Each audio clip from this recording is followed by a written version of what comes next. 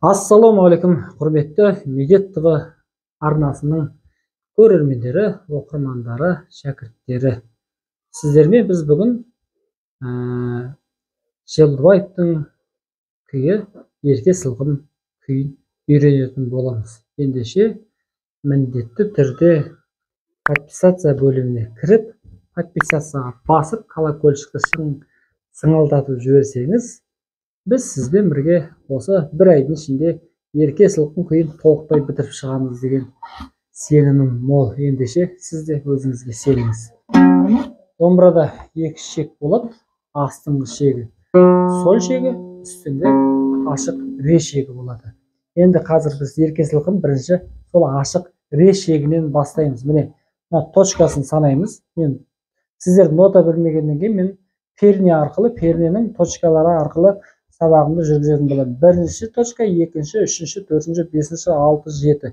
Осы 7 нүкте арқылы сіздерге сабақты түсіндіретін боламын. Енді міне үшінші нүктенің астынан үстіне 1, 2, 3, 4.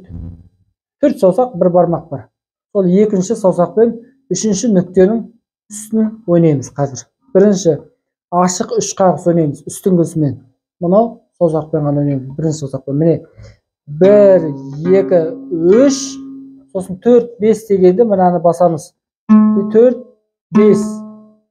Үшінші нүктенің үстін бастым міне. Екінші саусақпен. Тағы да ойнаймын. 1, 2, 3, 4, 5. Дәл осында қайталаймыз, бірақ бірінші саусақпен үшінші нүктені басамыз екіншісінде. 1, 2, 3, 4, 5. Ары қарай төртінші саусақпен төртінші нүктені ойнаймыз. 1, 2, 3, 4, 5. 1, 2, 3, 4, 5. 1, 2, 3, 4, 5.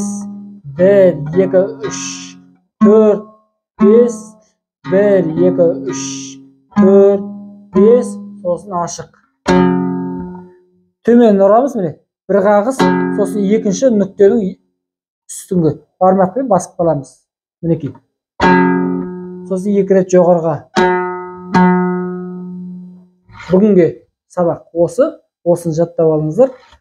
Сосын ровно 2 күннен кейін арғай жалғасын сіздерге беретін болады. Енді мен қазір жылдам ойнап шығамын осы жерде.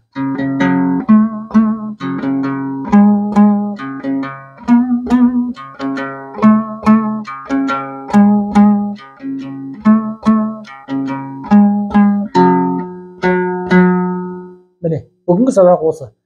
Ал мен арғай ойнаймын.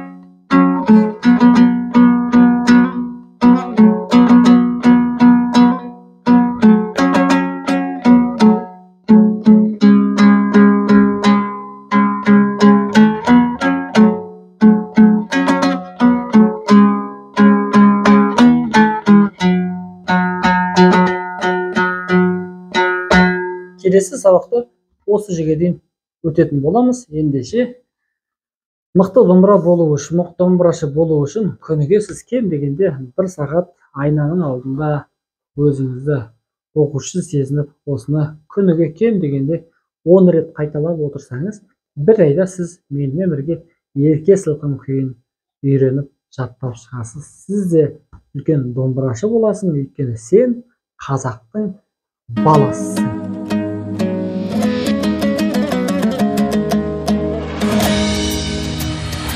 Ұлы жүзім ұлылықтың шыңысың, орта жүзім ортаймаған ырысым, дұшпанының қақ бөлетін қалқаның, кіші жүзім қайыспайтын қылышым. Бір қазақтың баласымыз бәріміз, жанын берер алаш үшін, ту үшін.